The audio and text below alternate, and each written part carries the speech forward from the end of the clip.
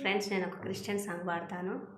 నేను youth meeting ఆ టైంలలో వాడిన పాటలు అన్నీ నేను రోజు కూడా వాడాలనుకుంటున్నాను. Okay, start. కన్నీళ్ళతో నీ పాదాలనే కడగనా,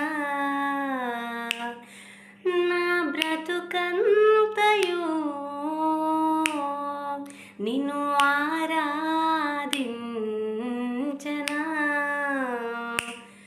నీవు చేసిన మేళ్ళకు ఏమివ్వగలను, నీవు చేసిన మేళ్ళకు ఏమివ్వగలను.